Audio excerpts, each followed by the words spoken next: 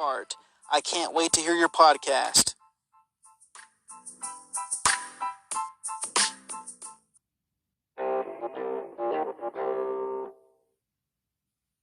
Hey, how's it going, everyone? This is Randall D. Stroud with Nalini Global, and today we have a very special guest. This guy is, in my mind, a UFC legend. He's been in the sport for many years now, and he is more popular, in these days as being the head coach for Tyron Woodley.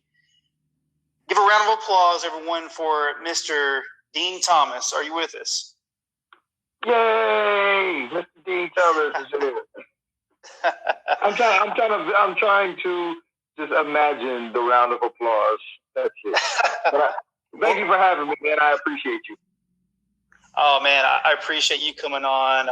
I've been watching you for a very long time. Me myself, being an amateur level martial artist, I've taken a lot of inspiration from you. You've had some great fights with BJ Penn, Clay Guida. I mean, you've done everything. And one of the things that really popped off in my mind, and you recently posted this on your Instagram, was your call out of Floyd Mayweather. that was great. Yeah. Well, so things go around in circles. Like nowadays, when something happens, we treat it as if it's new. But there's not a lot of new things. Like things just kind of wrap back around. They wrap back around.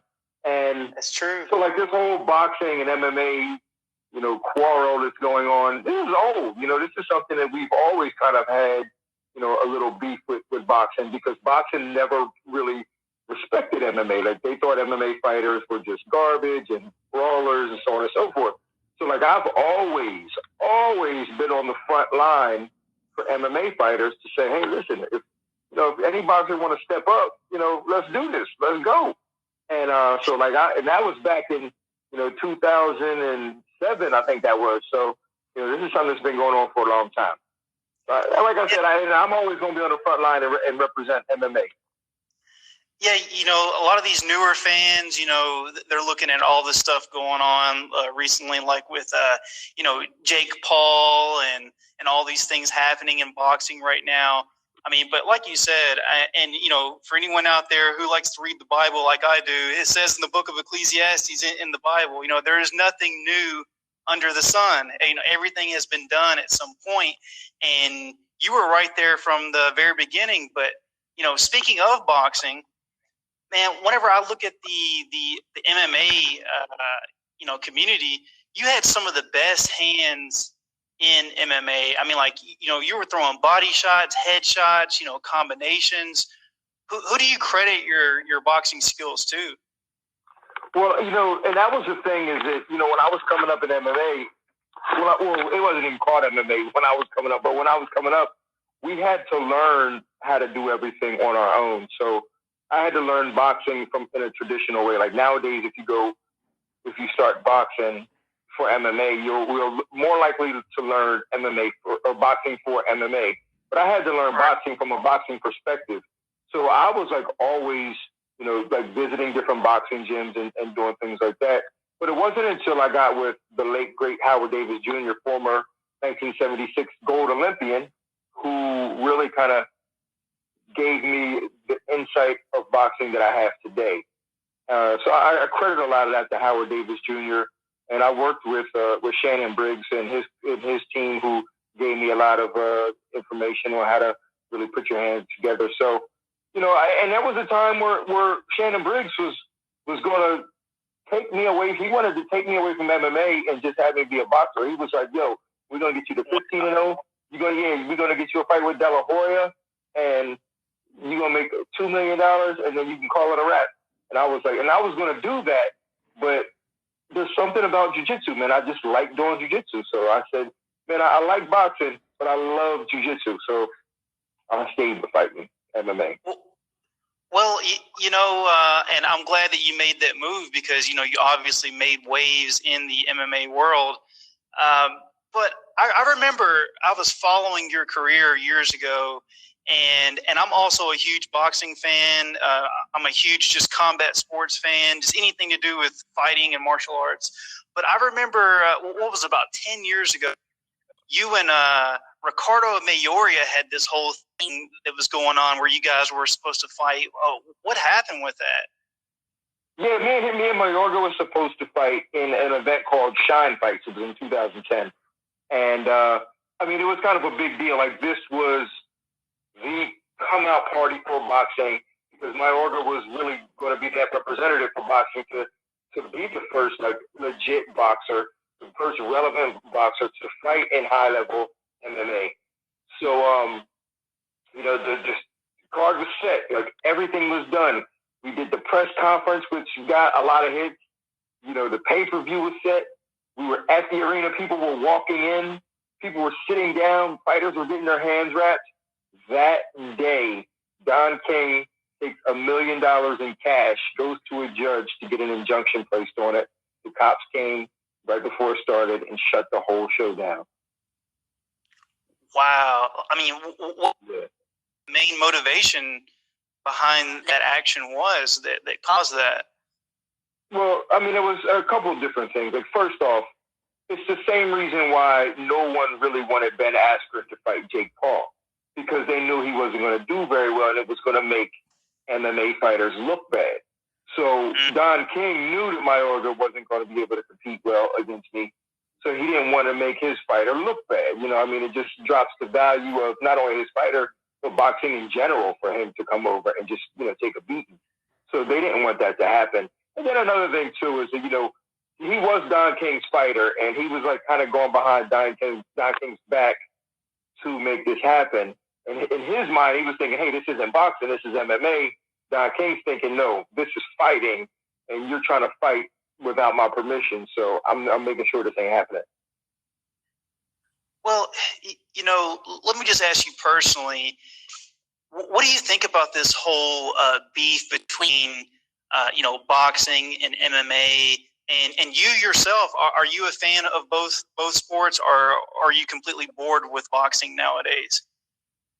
No, I'm not bored with boxing. I love boxing. Like, boxing, you know, I'm always going to have a passion for boxing. I don't follow it as religiously as I used to. I used to be a really big boxing fan back, you know, when I first started fighting. I used to love to watch Bernard Hopkins and Roy Jones and Prince Nassim Ahmed and, you know, and all these, you know, Eric Morales. Those are my favorite fighters. So, like, I used to always love to watch them. But now I think, you know, boxing has lost a little bit of steam. And I think it just has to do with where we are as a society and where boxing, the direction that boxing took as a society, because boxing turned into this money grab and this flash, and I think it lost some of its appeal or its warriorship. And to me, like, I'm not about the flash and the money. I think boxing kind of started going in that direction, and then you just started seeing, you know, everybody just trying to show flash and bling. And for me, I'm more of a warrior. Like, I've always been a warrior. I feel like I was born in the wrong generation. Like, I should have been born, and then, you know, back in the medieval times, and when I would have been a knight fighting. You know, like, so, like, that's just what I like to do. Yeah. I honestly see where you're coming from, and just today's generation, you know, is just kind of soft, anyways. You know, I'm 34 years old, and you know, I'm looking around. Everything is just watered down. I mean, even with that Jake Paul fight, did you actually watch that entire? Were you able to get through it? No, I didn't, and I refuse to. I refuse to watch something like that. And I get it. I can compartmentalize my thoughts and go, all right, I understand what this is. This is entertainment. And I get that. Like, I understand that. But at the same time, like, I'm at a point in my life where I'm trying to maintain my integrity on the things that I love. And I just didn't want, and maybe if I didn't know Ben, like, Ben is a friend of mine. Like, I consider Ben a friend. And maybe if I didn't know him, I would have participated and be like, yeah, get him, kill. But Ben is a friend of mine, and I know how good of a competitor Ben is. And to see him be a part of this, to me, was kind of a disservice to his entire career. Now, I'm happy he got paid for it because that's what he got paid for. Right. But it really kind of puts a stain on his legacy. I agree. I'm not going to lie. I did watch the event out of curiosity, and I will never watch another event sponsored by Triller Fight Club. I mean, the whole thing was just a mess. I mean, you got Oscar De La Hoya, who's drunk out of his mind, and you've got Snoop Dogg and Pete Davidson, who is a comedian, and he's making jokes about saying that he wishes that the fighters would start kissing each other. I'm like, why do we have these kind of commentators on a fight? And then they give Jake Paul the Triller Fight Club championship belt as if this guy is some kind of a champion. I mean, just the whole thing was a circus and a freak show. And yes, I'm glad that Ben Askren did get paid very well. I mean, but to me, it was a mockery to not only, the MMA community, but even boxers as well, because I have, several friends who are professional boxers, and they work their asses off, and the whole thing just made it look like a big joke. But here we are talking about it. So Jake Paul must be doing something correctly in terms of, marketing himself. And unfortunately, that's sort of the name of the game these days. If you're not being noticed, you're not being paid. And trust me, I'm not mad at Jake Paul. To be honest with you, like, Jake Paul's been boxing for, he says, a little over 3 years. To me, we're talking about a young, athletic, energetic kid. So, like, he's been boxing for 3 years. That's pretty good. That's not bad. That's about the same amount of time Francis Ngannou's been fighting. So, like, we can't look at Jake Paul and just because he did YouTube videos and was on a kids show, just automatically assume or want him to not be able to fight. I mean, he can fight. Let's be honest. He can fight. Is he at the level of a professional? No. And is he picking and choosing his fights? Yes. Is he making a lot of money? Yes. I mean, he's not doing nothing that I wouldn't do if I was in his position. So, I would probably have a little bit more class. That's just me personally. And I'm speaking from Dean Thomas at 44 years old, not Dean Thomas at 24. So, at 24, I probably would be doing the same exact thing he's doing. So I'm not mad at him. But what I am upset with is, and I'm not even upset, I just can't participate in it. So I'm not upset with it. I can't be a part of it. Well, let's be honest here. Earlier we were talking about, boxers calling out MMA guys. I remember back in 1998, I had been in martial arts for a little while. I grew up in a family that did, karate and kickboxing and all these different kind of things. And I was very loyal to Taekwondo and Kung Fu and all these traditional martial arts, and I still enjoy them to this day. And I remember around 1999, 2000, 2001, around that time, MMA started catching on, especially once The Ultimate Fighter came out, around 2003 or 4. And I remember not liking MMA, and I was like, that's not real martial arts and all this kind of stuff. And then I, went against a jiu-jitsu guy for the first time, and he pretty much dominated me. And I was like, wow, there's something to this.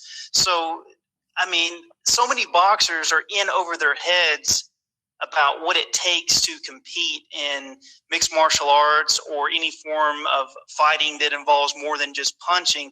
So let's be honest here. What would happen, and I can't believe I'm even asking you this because it goes without saying, but for anyone who's listening and they're new to combat sports, tell them what would happen if Tyron Woodley got a hold of Jake Paul in the octagon in an MMA environment.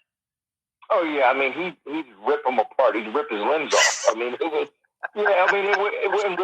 wouldn't really be competitive, And like I said, and Jake Paul is a decent athlete, so like he has balance and things like that most like normal people don't have. And he's, and he probably studies the sport. And he might even wrestle a little bit, but in terms of like an actual fight with the rules that we are allowed to do in our sport, it wouldn't be competitive. And Jake wouldn't be competitive against Ben either. He wouldn't be competitive against any UFC fighter, any UFC level fighter. So, like I said, he's been training for 3 years. So, like in MMA, that's like an amateur level fighter or a regional level fighter, not a UFC level fighter. So like it wouldn't really be all that competitive. So I have to ask you, who do you have in the Tyson Fury Anthony Joshua fight? Who, if you had a gun to your head, who would you put your money on in that fight? I like Tyson Fury. I think Tyson Fury is a down to earth type of guy who shows a sense of humility to really work hard at his craft and to maintain what he's been given. I think that, and he's very open about some mental issues that he has. So I think he has an appreciation for life to where he's going to work hard to keep what he has. So in that fight, I see him just, I think he's a talented fighter too. Like he's a big guy. He's a talented, big, slick fighter. So like that's very uncommon. But I think that he's a hardworking guy who's not going to let his legacy go easily. So I think he wins that fight. Yeah, I'm actually picking Tyson Fury as well. I just think that he brings more to the table. Anthony Joshua is a big, strong guy, but to me, he's just a little bit one-dimensional in my mind. And yeah, Tyson Fury has an amazing story, overcoming suicidal thoughts and whatnot. But here's a little bit. Now that you've been out of competition for a while, and you're taking this coaching role, what attributes do you have to have as a coach that you necessarily don't have as a fighter? What does it take to be a good coach, and does being a good fighter automatically make you a good coach? Nah, they're very two different things. And and it's one thing, like, because sometimes I always get fighters or other coaches will say, oh, how can he coach? He's never fought before. But they really don't have a lot to do with each other. It's really just about being able to identify things and pass information and be able to relate to fighters. So I think that as a coach, some of the attributes that you have to have are not really even all that fight related. It's more psychology. You have to be able to relate to fighters. You have to be able to get through to them. You have to be able to connect with them. And then but then obviously you have to know the sport and be able to get the best out of them and teach them a few things and show them a few things. But at the same time, it's really about getting the best performance out of your guys. So I think myself, because I'm also into theater and film and acting, and I think of being a coach as like being a movie director. You don't have to be a great actor to be a movie director. Now, it helps if you're an actor. Great in that. Yeah, but at the end of the day, like, it's really about being able to talk to your fighter and get them to perform. It has nothing to do with like, and I think it's because, hear me out on this. I think it's because when we learned jiu-jitsu coming up, like that was the base for most MMA guys coming up with jiu-jitsu. As we learned jiu-jitsu, we learned it because we got beat up by our Brazilian instructor. He beat us up, so we listened to what he said. So I think as time went on, like, that tradition carried over, and it was almost like, oh, you have to be a good fighter to be able to coach, or you have to be able to beat me up for me to listen to you. And I think that's what happened. But now looking back, it's all wrong. Like, that is all wrong. Like, you don't need to, like, I don't need to be able to beat somebody up to teach them something. Like, I may have something that they don't know, and I may not be able to use it against them, some of my things against them, but the couple things that I have that you don't know, you can benefit from. Well, a really good example of that, we were talking about boxing earlier, is Freddie Roach. Freddie Roach suffers from Parkinson's disease, and, it's really debilitating for him. And if he were to get into a street fight, he would be in a major disadvantage. But at the same time, people from all over the world come to his gym and ask for his instruction, even though he's, I think he's pushing 60 years old, and he's, and he has Parkinson's disease, but he's still an amazing coach. So yeah, I do think that there is this stereotype that in order to be a coach, you have to be this active champion, and you have to be this active person that's just destroying everybody. But sometimes some coaches are unsuccessful as fighters, but they're better coaches, and that's a good example of Freddie Roach right there. But in your coaching career, how did you come across Tyron Woodley and start that relationship working with him? Oh, well, that's, me and Tyron have been buddies since he was an amateur fighter. So, like, it wasn't like I found him when, when he was when he was coming up. Like, I just happened to meet him at a show in St. Louis, and it was an amateur show. I had brought some fighters out there because, like, I'm all into the sport. So, like, I was traveling with fighters at the time. I brought a couple fighters out there, and I met Tyron Woodley. He was fighting as an amateur.